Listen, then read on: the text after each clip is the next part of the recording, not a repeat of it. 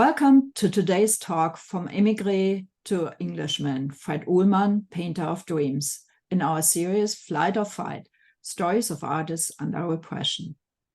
I'm Rachel Stern, Director and CEO of the Fritz Ascher Society for Persecuted, Ostracized, and Banned Art based in New York. We research, discuss, publish, and exhibit artists whose life and work were affected by the German Nazi regime between 1933 and 1945. With this work, we commemorate their lives and achievements. I'm now honored to introduce the independent researcher, writer, and curator, Dr. Nicola Baird, who is affiliated with the Center for the Study of the Networked Image, London South Bank University. In 2018, she curated the retrospective The Making of an Englishman, Fred Uhlman, a retrospective at Berghaus, London, and the Hatton Gallery in Newcastle, and edited the accompanying publication. She also curated the exhibitions Czech Roots to Britain, selected Czechoslovak artists in Britain from the Ben Uri and private collections. That was in 2019, an exhibition of the early work of Gustav Metzger, a German Jewish artist and activist born to Polish parents, Ben Uri Gallery 2021. And we did an event about that, so I'll send a link for that, for the recording. And Knots, Johnny Briggs, and Berghaus, Contemporary Interventions into an Historic House, Berghaus 2021 to 22. She's a contributor to the International Yearbook of Futurism Studies, the Journal of Avant-Garde Studies, and the Journal of Modern Periodical Studies, and has spoken at conferences in the UK, Belgium, Czech Republic, Portugal, and New Zealand. After the talk, there will be time for Q&A, so please post your questions in the chat. Welcome, Nicola. Thank you. Thank you so much, Rachel, and to all of you for joining us this afternoon. I'm so grateful for the opportunity to share with you the work of German émigré artist, writer, and avid African art collector, Fred Uhlman, whose name I first came across several years ago while undertaking some research for the New York Museum and Art Gallery in Leicester. Mentioned only in passing in relation to the establishment of the Free German League of Culture, an anti-Nazi refugee organization whose members included Oskar Kokoschka and Stefan Zweig. Little did I know that he would prove such an intriguing character, and that his story, now largely forgotten, would prove such a fascinating and compelling one.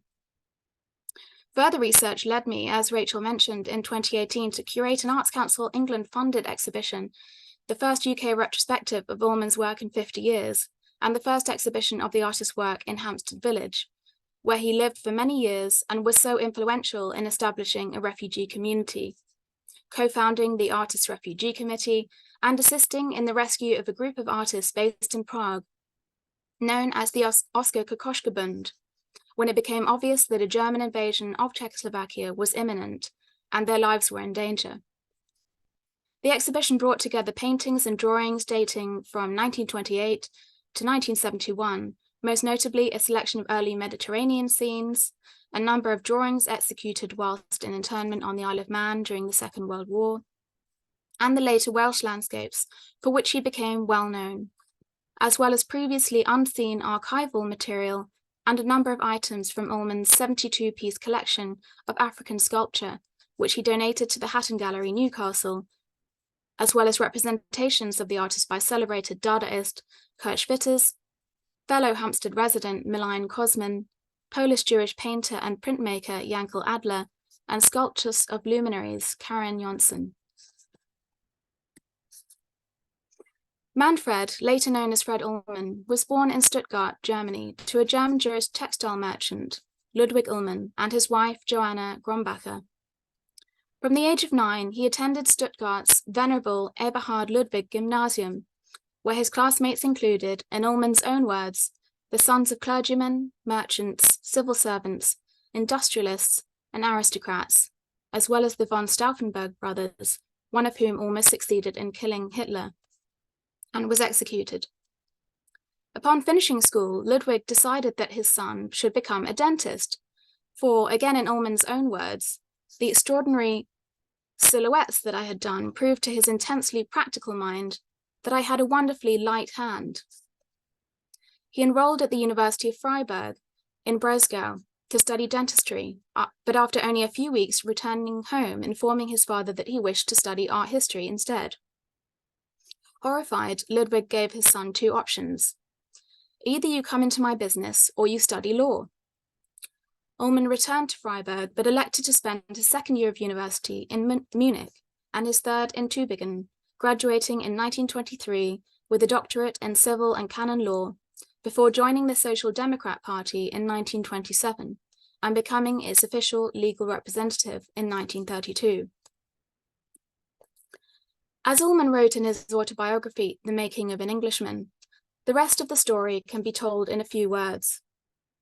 Following the election of Hitler's Nazi Party to power on the 5th of March 1933, Uhlman changed his address in Stuttgart frequently, carrying a gun in his pocket while continuing to attend the law courts on a daily basis.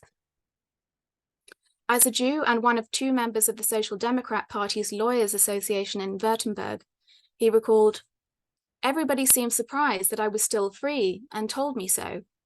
And yet on the 23rd of March, having been warned that his life was in danger, Uhlman fled to Paris.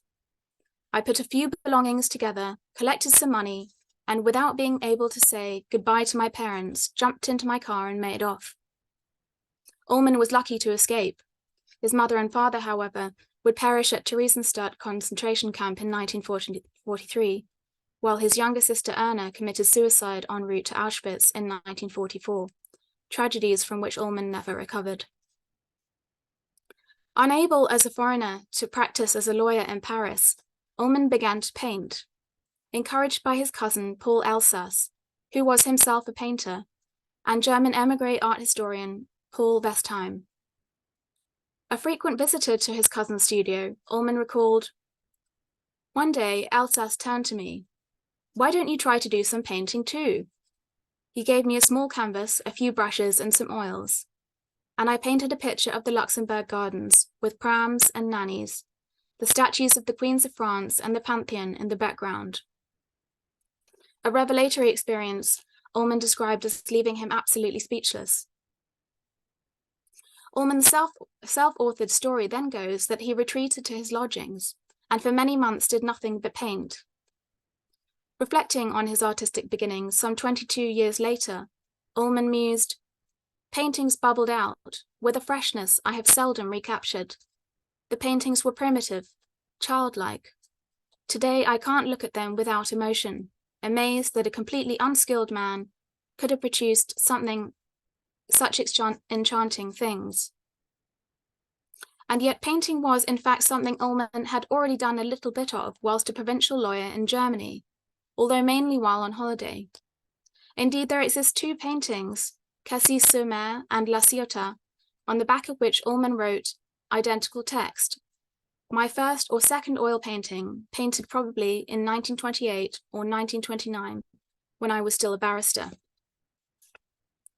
Celebrated as a naive artist for his pictorial fantasies and poetic, childlike vision, Uhlman's early work was praised not only by Westheim, champion of individualism and chronicler of the lives of artists, spiritual warriors, society's outsiders, who have lived the adventurous life of the creative spirit, but also by the likes of André Lhote and Maximilien Gautier. Although Westheim began to support a number of relatively unknown German-speaking artists in exile, particularly from 1937 onwards, his enthusiasm for Uhlman's work was exceptional. He wrote emphatic articles in the exile press, in which he compared Uhlman's patently fantasy to that of the poet Ringelnatz and the artist Paul Klee, believing that, like Rousseau and Utrillo, he painted everything from the soul. From his debut as an artist in group exhibitions from 1935 onwards, two qualities were always attributed to Uhlman's work: imagination and poetry. His first solo exhibition, entitled Exposition Fred Uhlman, took place at the Galerie Le Niveau in February 1936, and most likely included works such as Jardin de Luxembourg, French Hospital, and La Grande Boucherie, charming, thickly painted, idiosyncratic impressions of daily life in the French capital. A young talent full of freshness, Uhlman was commended for his naive spontaneity and precious lack of pretension in the French press. 2 years later, on the occasion of his second solo exhibition, again at the Galerie Le Niveau, the critic Henri Hérault, who in 1935 had referred to Uhlman's paintings as compositions of a great richness of imagination, authored an elaborate 2-page spread for Sud magazine on Uhlman's first artistic journey to Tossa del Mar. Although Hérault used the word naïveté in reference to his work, he does, however, distinguish between Uhlman and the naïves. Uhlman is neither Utrillo nor Vavant, nor is he a chip seller like Boyer. He is a very cultured artist. André Lot found in Uhlman's Spanish paintings less cohesion, remarking upon the fact that he has still not reached the difficult turning point when the primitive artist becomes a professional, but a point where the road, up until now, begins to bend. Uhlman had spent 4 months in Tossa del Mar, a small Spanish fishing village on the Costa Brava, at the house of friend and fellow artist Oscar Zugel between April and July 1936, before the Spanish Civil War forced him to return to Paris. Although not in the immediate firing line, the interiors of the village's churches were destroyed by anarchists arriving from Barcelona soon after the outbreak of the war. In Looting of the Church, a small yet highly emotive painting, Uhlman depicts a heaped pile of figures of saints, candelabras, and other religious artifacts, which he had witnessed being stripped from the church before being burned. While in an extraordinary painting simply titled Tossa del Mar, Uhlman invokes a surreal yet sinister state of affairs in which the eponymous village is overwhelmed by priests and flying guards, reminiscent of Chagall's magical yet melancholy aesthetic. Chagall, along with a number of other artists, including André Masson, was a frequent visitor to Tossa del Mar in the early to mid-30s, hence it's becoming known as the Babel of Arts. The two may have met here. Uhlman left Paris, arriving in London on the 3rd of September 1936, with no money and barely able, in his own words, to say "Baba Black Sheep." Within 2 years, he was given a one-man exhibition at the Westheim Gallery, making him the first German artist to be honoured in this way, an event which coincided with the Burlington Gallery's 20th Century German Art Exhibition, in which Uhlman was also represented under the heading Artists Now Working in This Country. As Anna Müller-Harlan notes, the English public generally paid very little attention to contemporary German art. Uhlman's work was a positive exception. All bar one of the paintings on display bore French titles, indicating Uhlman's sustained interest in and preference for French subject matter, and encouraging a critical response which found his work to be French in spirit rather than German. Later that year, and by this time having settled with his wife Diana, daughter of conservative politician and aristocrat Lord Henry Page Croft in Hampstead, their home a haven for refugee artists including pioneer of photomontage John Hartfield, Uhlman was invited to participate in a competition for young talented painters, the Prix Paul Guillaume in Paris.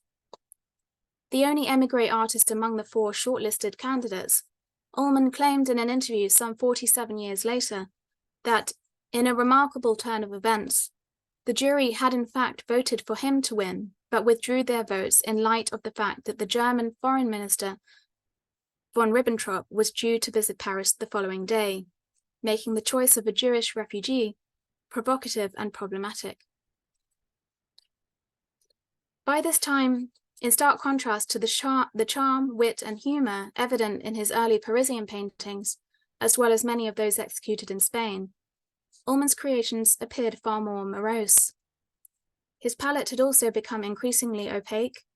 In Uhlman's own words, the deep depression he experienced in the wake of the 1938 Munich Agreement expressed itself in the colours, very dark and sombre. His paintings were now often devoid of figures and depicted deserted buildings, creating a sense of alienation, much like the enigmatic and evasive architectural visions of Giorgio de Chirico, whose acquaintance he had made in Paris. The cemetery, too, had emerged as a motif and a subject of choice, one which would preoccupy him throughout his career. Cemetery in Brittany and Cimetière de St. Barnabas, for example, represent two manifestly different variations on such a theme. Britain's declaration of war on the 3rd of September 1939 marked a turning point in government and public sympathy for German-speaking émigrés, and from mid-September, foreigners were brought before tribunals to be classified into one of the following groups: dangerous enemy aliens, friendly enemy aliens, and friendly aliens and refugees from Nazi oppression. Despite having married into the aristocratic Croft family, Uhlman was not immune to such a tide of popular anti-German sentiment, and on the 25th of June 1940, was himself arrested and interned as a Category C enemy alien, spending the first few weeks at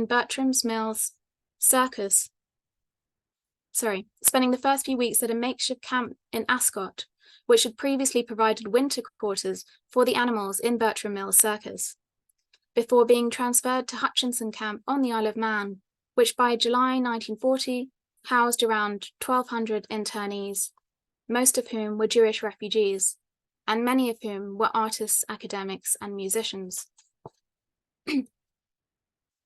During the 6 months prior to his release on the 30th of December, Uhlman completed more than 150 drawings in charcoal, black and brown ink, which he later divided into 3 categories: topographical, fantasy, and attack on the church. Perhaps informed by his experiences of the looting of churches in Spain, 30 feature priests as well as exaggerated symbols of the Christian faith. Uhlman considered these drawings, which he had completed on a near daily basis, to be the best things I've done during my life, adding, "They save me from madness." In them, he expressed not only the indefinable anguish of captivity, but also his horror of events unfolding in Europe, and his belief in the culpability of the Church in the spread of anti-Semitism in Germany.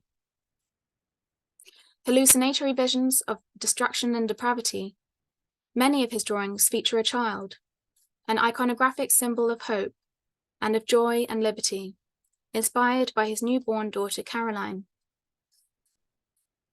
He described this figure as marching with sure, unfaltering steps through the valley of death and terror, totally undisturbed, untouchable, and triumphant. Although drawing was his preferred medium, Uhlman also experimented with printmaking and sculpture, learning the techniques from fellow internees Eric Kahn and Paul Hermann. Possibly instructed by Helmuth Weissenborn, he also learned how to make lino cuts using sections of the camp's boarding house floor, and yet was never to repeat the kind of work he produced during internment. Uhlman's internment drawings were subsequently exhibited, along with his memories of France, in January 1942 by the Freie Deutsche Kulturbund, or Free German League of Culture, established in December 1938 at a meeting which took place at the Uhlman's Hampstead home. As a German anti-national socialist, anti-fascist, non-partisan refugee organization, which aimed to maintain and continue free German culture, to deepen the mutual understanding between the refugees and the English people, and to emphasize and to strengthen the solidarity of the refugees with all democratic, liberal, and progressive movements. The League functioned as a lively cultural center for German-speaking refugees, hosting concerts, literary readings, and theatrical productions, in addition to art exhibitions, also arranging the seminal Mid-European Art Exhibition at the Leicester Museum and Art Gallery in February 1944, which included works by Uhlman, Leonel Feininger, Katja Kollwitz, Franz Marx, Max Pechstein, and Vasily Kandinsky, among others. Unlike other German-speaking exiles, Uhlman was fortunate enough to be able to exhibit frequently alongside British artists throughout the late 1930s and 40s. Indeed, in 1944, his work was exhibited at the Berkeley Galleries, along with drawings by Henry Moore and paintings by Matthew Smith. And in 1945, the Redfern Gallery hosted a group exhibition featuring Matthew Smith, John Piper, Paul Nash, Henry Moore, Christopher Wood, and John Minton, in which Uhlman showed 42 paintings. He was also included in a group show together with Lawrence Stephen Lowry at the Lefebvre Gallery in March 1947. In fact, Uhlman and Lowry often exhibited together at the Artists International Association, an organization with which Uhlman became increasingly actively involved in the post-war years, and their work was included in numerous exhibitions throughout the 1950s, such as those organized by the Ministry of Works on the occasion of the coronation of Queen Elizabeth II in 1953, and by the Contemporary Art Society, and held at the Tate later that same year. Although Uhlman rejected the idea that he had been influenced by Lowry in any way, stating that the only contemporary artist who had had any effect on him was Utrillo, works such as Jardin de Luxembourg, La Grande Boucherie, and The City, as well as the renderings of figures in later paintings, The Irish Cottage and Cottage in Essex, do bear uncanny resemblance to Lowry's paintings of industrial life in the north of England. As Anna Millen-Harlan also notes, he did in fact own 3 paintings by Lowry, which hung on his wall at home. Inherent in both Lowry and Uhlman's paintings is a peculiar sense of unreality, which, by evading exact periodization, allow them to function as mythic histories unbound by time, and to exist in a kind of eternal interim between the real and the imaginary. As with Lowry, an integral element of Uhlman's vision, then, is its nostalgic appeal. Uhlman shared, too, Lowry's preference for painting a picture entirely out of the mind's eye, straight onto the canvas, as well as his belief in the power of setting down something that comes entirely from your own imagination. Neither Lowry nor Uhlman, however, relied purely on imagination. Whilst Uhlman usually worked from memory, he also frequently drew sketches on site, and both were keen, if not obsessive, observers of people and place. Uhlman's work at this time, now largely impressions of the British countryside, was seen as congruent with a contemporary trend towards neo-romanticism in England. Eric Newton, an influential critic and one of the key promulgators of neo-romanticism, wrote a thoughtful and perceptive review of Uhlman's joint exhibition at the Berkeley Galleries, advising visitors to give Mr. Uhlman time to work his personal spell, observing that almost all of his pictures take one through 3 stages: sweetness, slight boredom, and haunting melancholy. Newton was able to articulate something of the deceptive and paradoxical experience of viewing Uhlman's work, his paintings recognizable by their strong frailty and complex simplicity. By 1949, Robert Melville declared that Uhlman had become one of the most unaffected interpreters of our countryside, and his quiet, wistful, loving vision is as rare as it is invaluable. Even the formidable Wyndham Lewis, notoriously difficult to please, was captivated by a set of admirable landscapes akin to those of Masson by Fred Uhlman, of whose work I can never see enough. The critic Raymond Mortimer, responsible for coining the term neo-romantic, wrote in the preface to the catalogue accompanying Uhlman's second solo exhibition in London of his debt to the German romantic artist Caspar David Friedrich. Since several English artists are now reviving our tradition of romantic painting, it becomes especially interesting to see a foreign expression of a similar feeling. Mortimer, a friend and supporter of Uhlman's, was right to point out such a debt. For Friedrich's work had been enormously important for Uhlman since his teenage years in Stuttgart. Writing in his autobiography, The Making of an Englishman, he admits to having always been a romantic, before going on to explain, picking up too on Eric Newton's earlier observations, that This does not mean that as a romantic I am a pure escapist. How could I have hoped to escape the horrors of our age? Only I can't scream like Francis Bacon. My voice is rather subdued and shy.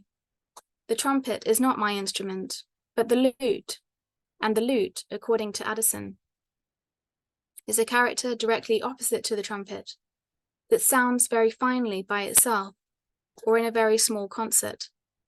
Its notes are easily drowned in a multitude of instruments, and even lost among a few, unless you give a particular attention to it.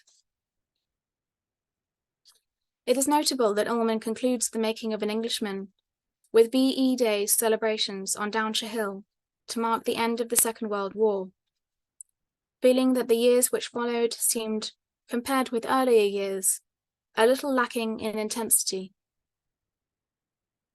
As is obvious to the reader of the artist's autobiography, this should be read not only as a comment on general political developments, but also as a statement about his artistic career, as it is followed by the plaintive pronouncement, "I have failed in my greatest ambition, my only passion, to be a great artist, a failure which has caused me much despair and suffering." The next decade and a half were, however, years of great artistic progress and productivity for Uhlman, culminating in what was to be his last large-scale retrospective at the Leighton House Museum in 1968, by which time he had also become well known in intriguingly hybrid terms as an Anglo-German Welshman and member of the Royal Cambrian Academy, his success signalling a shift of interest in his work from London to the provinces, and most notably to Wales.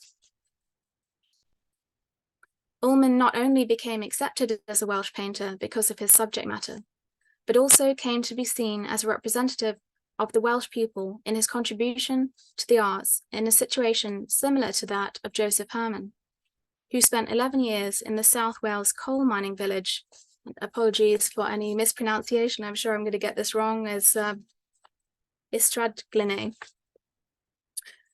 Uhlman's engagement with the Welsh landscape began, or had begun, during the war with family holidays to Port Merion, a village designed and conceived by architect and fellow Hampstead resident Clough Williams Ellis. Ellis would later transform an old cowshed built in 1666 into a small house for the Uhlmans, and from about 1953 onwards, Budi Nuid, new cowshed, again sorry for any mispronunciation there, became a retreat from London and a base from which to explore the local landscape. In an article entitled "Why Do I Live Here?", published in House and Garden in 1958, Uhlman said of Budi Nuid, "My house stands on a ridge in the Crossor Valley in Snowdonia, a few miles from Bedgelert and from Cardigan Bay. In the distance I can see the dam that Madoc built, the little harbour named after him, the sea, and the hill on which stands Shelley's house." In the evenings, Uhlman's daughter Caroline recalls that her father would walk to a hillock above the house and sit at a huge slate table, observing the landscape in the changing light. Alternatively fiery and brooding, but always meticulous, the landscapes Uhlman produced in North Wales in the 1940s, 50s, and 60s evoke his feeling for the loneliness and overwhelming grandeur of the country, each, again as with Lowry, part of a private beauty that haunted him. Uhlman's description of Friedrich's work, written in an article for The Artist in 1966, could very well also be applied to his own oeuvre, and particularly to the Welsh paintings, such as Welsh Hills and Carnarvon Bay. His paintings are symbols of the loneliness and complete isolation of man. A great silence broods over everything. Only dead trees, rocks, and ruins speak of the soul and the spectator. His paintings are an inimitable blend of sketches made on site and his own impressions, which, when combined with an often exaggerated palette, lend them an enigmatic, otherworldly quality. as in a range of previous work, including Jardin de Luxembourg, Cottage in Essex, and Shells and Bottles, as well as his 1950s series of winter scenes. Leafless trees, splayed against a vast expanse of sky, predominate, and yet are rendered gnarlier and more mysterious here. As was characteristic of Uhlman's practice, his depictions are not accurate renditions of particular places. The fact, as one critic noted, that his landscapes are essential rather than tied down to time and place, evokes a neglected tradition of the romantic topographer. Towards the latter part of the 1950s, Uhlman's Welsh paintings became darker and were in fact often night scenes, while from the 1960s onwards, interest in Uhlman's work, by then considered outdated and out of step with contemporary art movements in Britain, declined rapidly, resulting in a lasting impact on Uhlman's health and self-esteem. While many of the paintings executed by Uhlman in the early and mid-1960s, particularly those of Wales, are a continuation of his 1950s style, his growing depression finds strong expression in his late oeuvre from the end of the 1960s onwards. Unnaturally coloured skies dominate, while gloomy houses huddle. A sustained preoccupation with the shore, the horizon, the sun, and the moon become the focus of Uhlman's attention in the 1970s, as in Brab, 1971. In contrast to the meticulousness of his Welsh landscapes of the 1950s and 60s, the Irish cottage sees Uhlman embrace simpler, more rounded forms, perhaps due in part to his failing eyesight. In an interview with Frank Whitford in 1975, by which time his work had fallen into almost complete obscurity, Uhlman observed resignedly, "I live here like a monk. These days, I hardly even go to exhibitions. People are terrified of admitting that they like my work. It's so unfashionable to see anything in primitive or naive painting." Problems with Uhlman's eyesight coincided with fading confidence in his work. In 1970, he had an operation to reattach his retina, and in May 1976, he made the decision to give up painting altogether. In Uhlman's words, "one of the saddest moments in my life." Curiously, despite his idiosyncratic contribution to modern British art, Uhlman has left very little trace on modern British art history, nor until relatively recently had his work been discussed at length within the discipline of exile studies. In his own words, a highly individual artist, Uhlman's work defies categorization. Variously referred to throughout his career as the British artist, an exile artist, particularly from the 1980s onwards, an Anglo-Jewish artist as early as the 1940s, and latterly as an Anglo-German Welshman, his work has also been described as naive, romantic, French, German, and Welsh. I don't pretend to solve such an intriguing conundrum, but to make one thing clear, Uhlman's work is not as simple as it looks, but like that of Chagall, remains the expression of an unquiet spirit. At once artful and artless, Uhlman's is a peculiar brand of magic and unreality. He is, in short, a master of a world of his own imagining. By way of an afterword to this talk, in which I focused on Uhlman, the visual artist, as opposed to Uhlman, the writer or collector, I would like to add that in addition to his autobiography, The Making of an Englishman, Uhlman is also the author of the enduringly popular novella Reunion, 1971, adapted for film by Harold Pinter in 1989, and for stage by Ronan Wilmot in 2010, and which Arthur Koestler praised in his 1976 preface as a minor masterpiece, referring to the small size of the book and to the impression that although its theme was the ugliest tragedy in man's history, it was written in a nostalgic minor key. As Rudiger Görner notes in his contribution to a publication I edited to accompany the retrospective of Uhlman's work at Berg House, Hampstead, and the Hatton Gallery, Newcastle, the essence of this slender piece of fiction is an investigation into the nature of friendship if tested by extreme political circumstance. It offers a narrative study in examining what it means to approach a stranger in whom one detects an elective affinity. Two further novellas, regarded as sequels to Reunion, are lesser known. The first, completed in 1964 and published in French in 1990, is titled No Resurrection Please.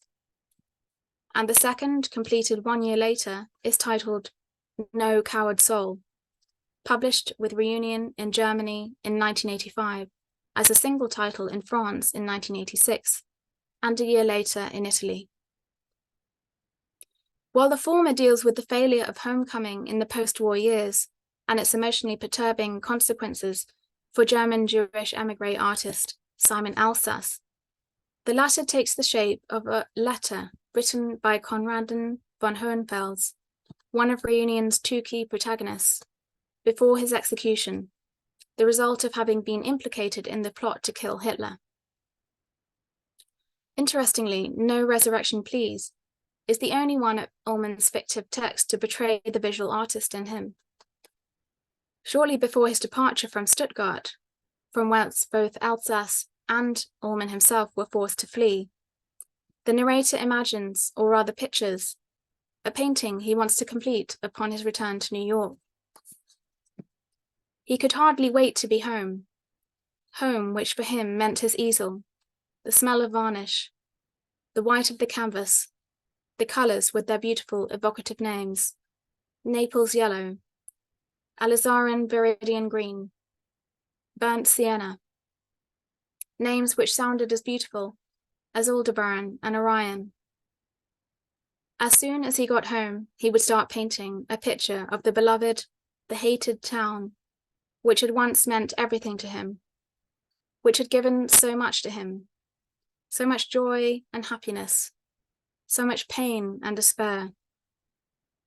Perhaps without wanting it, without knowing it, even against his will, this beautiful, this civilized country still belonged to him, even if he had lost it forever. It would not be an easy task to express in a painting his innermost feelings of sadness and nostalgia, love and hate, and knowing that he would never return home again. But it had to be done. There was only one man in the world who could do it. He, Simon Elsas, artist.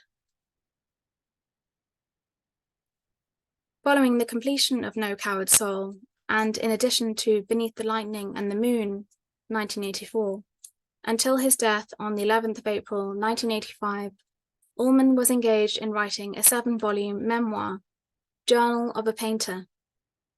Reminiscence and rumination reveal the unresolved impact of Uhlman's forced emigration from Germany, a feeling of having been uprooted, as well as an ongoing struggle to come to terms with the past.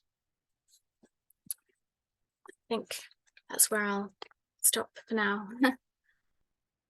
Thank you so much, Nicola. That was such a rich talk, and we have now a little bit time for questions and answers. So please put your questions in the Q&A or the chat function. Both is possible. And some of the those in the audience today listened to our last talk by Simon Parkin about the Isle of Man and the Hutchinson camp. So I'm glad that we are continuing with this theme of imprisonment, first refuge and then imprisonment in the new home country.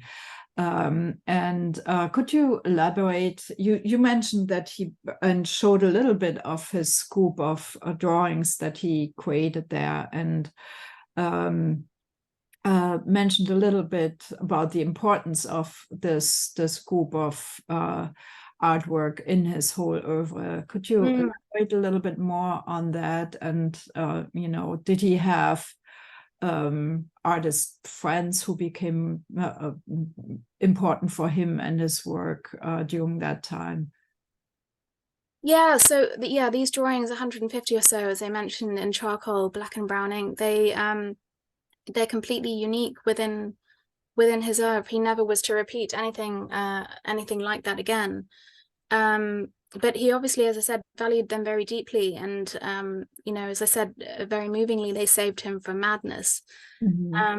And I believe he donated he donated some to the Fitzwilliam Museum in Cambridge and others to the V&A and the British Museum.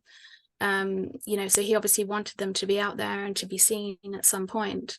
There's an interesting oral recording that I've listened to in the past that's in the collection of the Imperial War Museum, where he talks quite a bit more about his experiences during internment. And he talks about having a room to himself and then sharing a room, which was quite rare, and then about his experiences with Kurt Schwitters, who was there also, and who painted his portrait. And he sort of comments on Schwitters' activities and his slightly curious kind of behavior.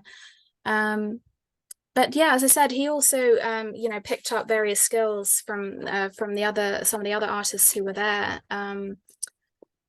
in terms of lino cutting, Helmut Weissenborn, and printmaking and sculpture, learning those techniques from Erich Kahn and Paul Hamann. It's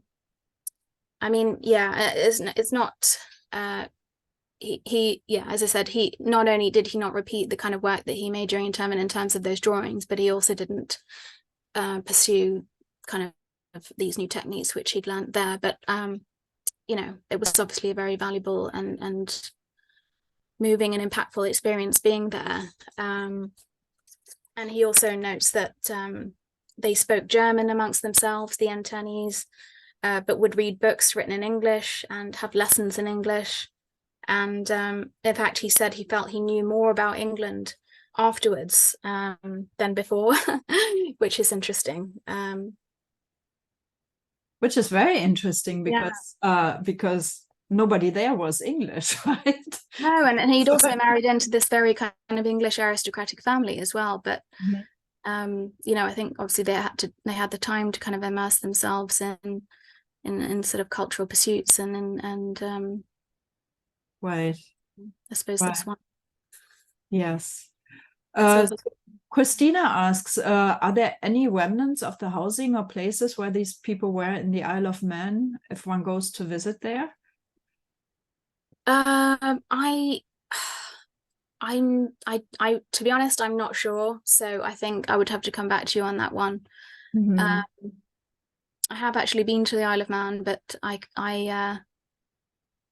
didn't myself see any remnants. It was effectively they were using sort of holiday accommodation and then sort of put a whole load of barbed wire and stuff around it, basically. So it was a very temporary situation. So yeah, but they were using existing housing, which existing means, kind of prefab sort of housing. Now, Rosemarie says, I find a quiet strength in his landscapes of Wales, which, do you want to comment something on that? About the Welsh landscapes, did you say? Yeah. Yeah, they're amazing. I'll just go back to a couple of them on the slides. Yes, they are, they are amazing, very fiery and brooding, and then they vary quite a lot stylistically and visually in terms of some depict these kind of amazing orange sunsets and slate mines, others much darker, more morose, again night scenes, almost completely black, shorelines devoid of people. Yeah, these kind of very somber colored mountainscapes. Yeah, this, you know, part of North Wales really got under his skin, as it were, and as I said, he became well known as an Anglo-German Welshman, as someone who painted the North Welsh landscape, and and it really kind of affected him. And the fact that, you know, he obviously had that house there, and would spend a lot of time there prior to that and after that, you know, says a lot about his preoccupation with these kind of landscapes.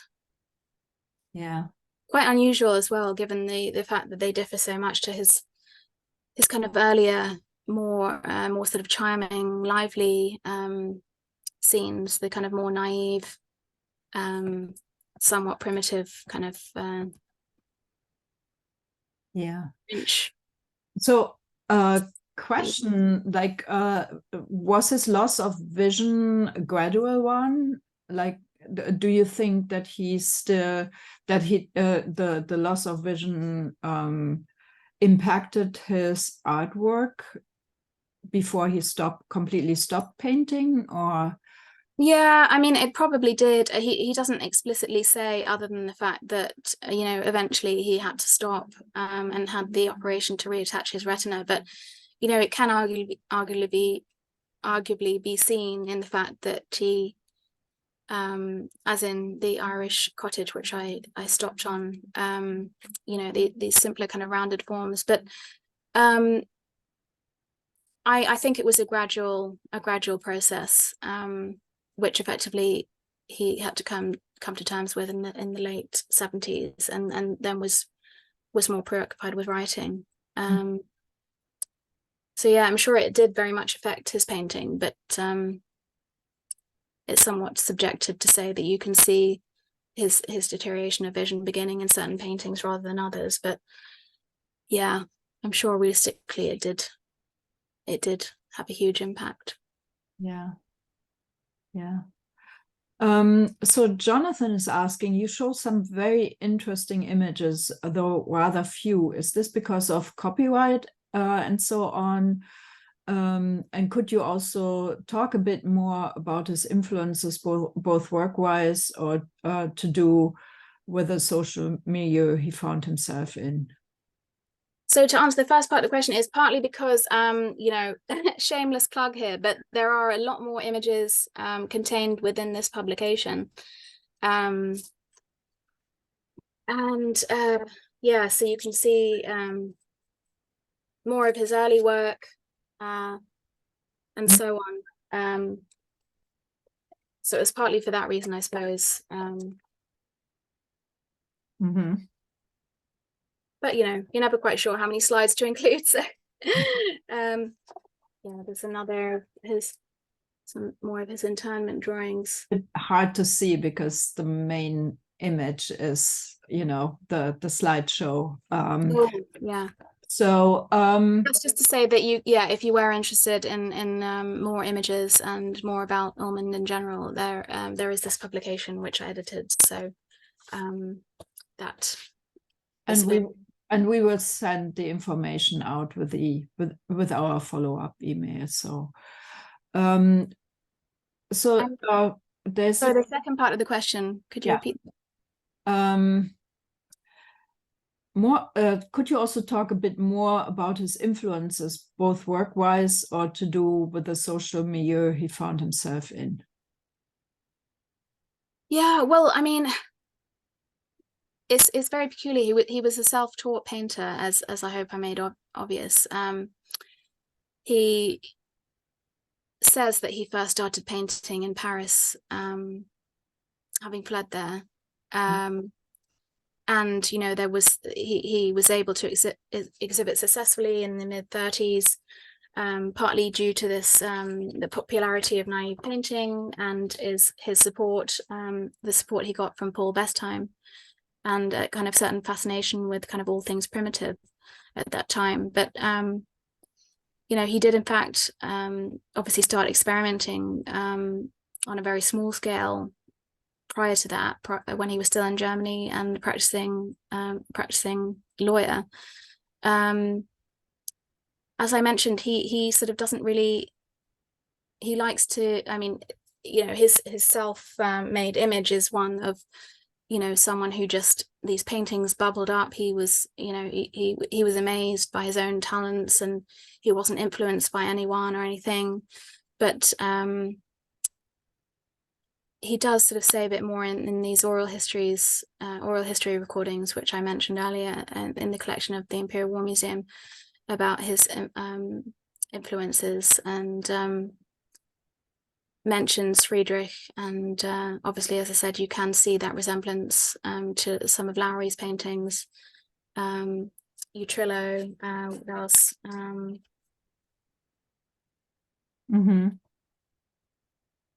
Yeah. Well, I mean, if you put your email, if you like, in the chat, I can sort of get back to you on more information about that.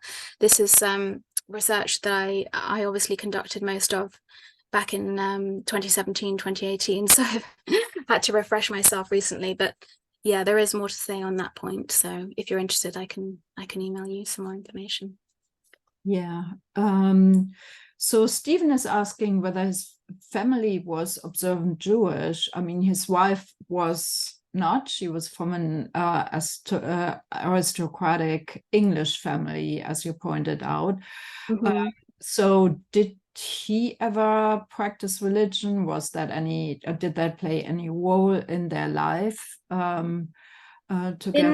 In his early family life, yes, and it's also notable that the few belongings that he was able to take when he fled Stuttgart to Paris were some family photographs, the paper cuts, one of which I showed you an illustration of, 2 silver salt cellars, a silver gilt Kiddush cup, and a small wooden Biedermeier cabinet.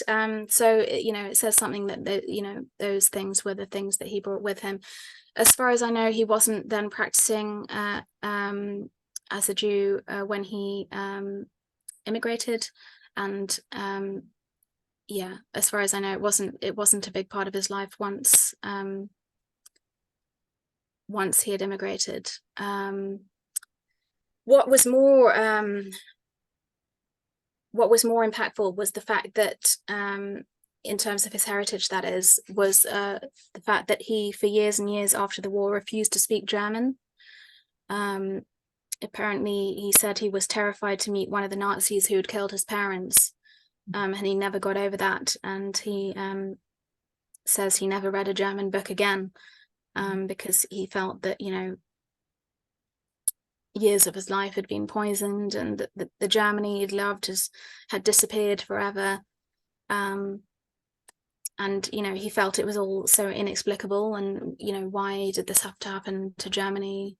So, you know, in terms of his kind of cultural heritage, that the German language was something that, you know, played much bigger role in its absence, in a way, than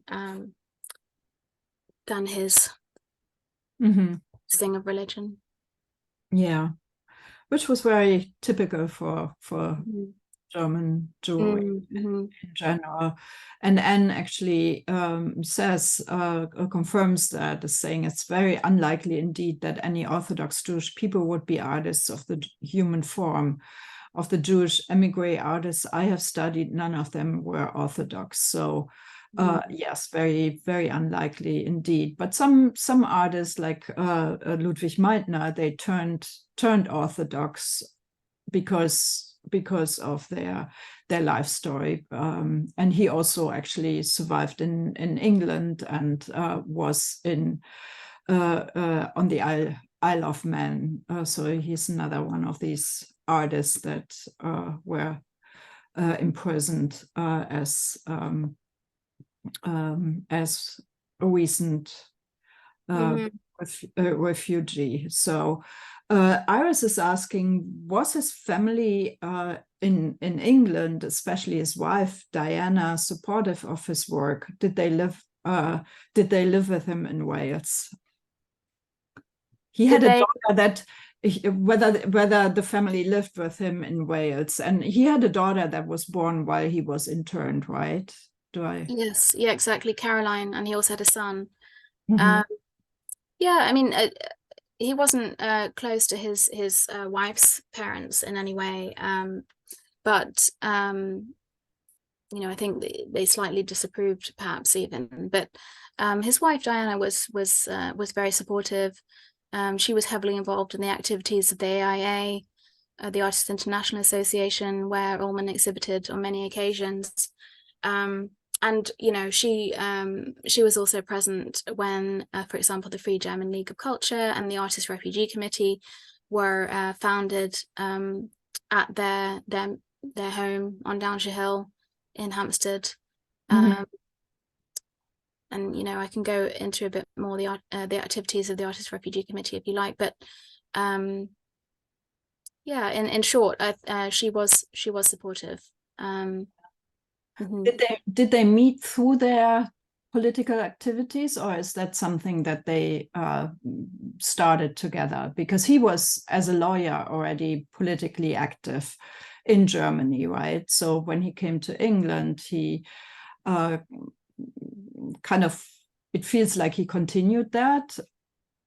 Would you agree? I don't necessarily think they met because of their kind of political affiliations. I believe they met in Spain. And then, you know, but she was obviously the reason why he then immigrated to the UK, to London. Mm-hmm. And you know, so I don't think that was the reason why they necessarily got together, but they obviously shared you know, similar views, and Mm-hmm. and she was in many ways, I think, quite removed from her kind of aristocratic upbringing, and yeah, perhaps wanted a different kind of life. Mm-hmm. Yeah, it definitely looks like it, doesn't it? Yeah. Jonna is asking, have you visited the Welsh cottage? The contrast between the rich greenness of the view from the hill above and his painted darkness is remarkable. No, unfortunately I haven't. No. I'd like to go to that part of Wales for, you know, for this kind of artistic pilgrimage type, you know, but no, I haven't, sadly. I also haven't been to Croft Castle, which is where his wife Diana's, it was his wife Diana's family kind of seat in a way. Mm-hmm. But I did visit Caroline, his daughter, on many occasions before she passed away, sadly, fairly recently. And you know, yeah, she had many paintings by her father on display, and you know, lots of archival material and photographs which I was able to borrow or photograph for the exhibition and the publication. So yeah. So did the children become artists, like the daughter and the son? Did they become artists, or No, they didn't. So yeah, the artistic line didn't continue. I just thought of something in going back to one of the previous questions in terms of the kind of milieu that Uhlman was that, you know, that he found himself in. Because when he moved to London, he very much missed this kind of sense of artistic community that he felt he'd had in Paris. And you know, he was a member of he exhibited on many occasions with the AIA. He was a member of the London group. He was elected in 1942 or 43, something which he was very proud of. But he did sort of off his own back try to orchestrate some kind of gathering of artist friends, to, you know, meet once or twice a week and discuss things. And they first met in a wine bar in Soho, and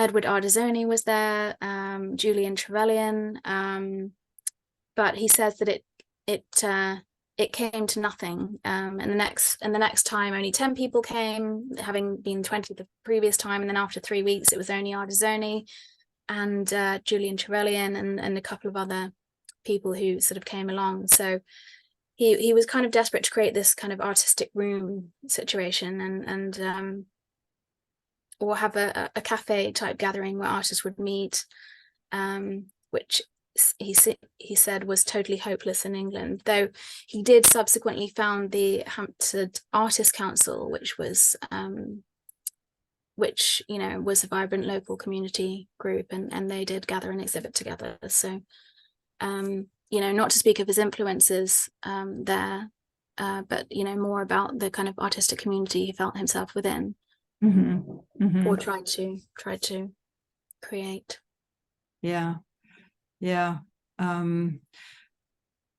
Thank you. So Deborah is offering some information that there's a dissertation, a French language dissertation by Marie Gisbert, in which Uhlman very strongly figures, or where the French part of his career is very much featured. L'Allemand n'a pas de peintre. So whoever wants to check that out, thank you so much, Deborah, for that hint. And thank you so much, Nicola, for your lecture and your introducing us to Fred Uhlman's artwork and his life.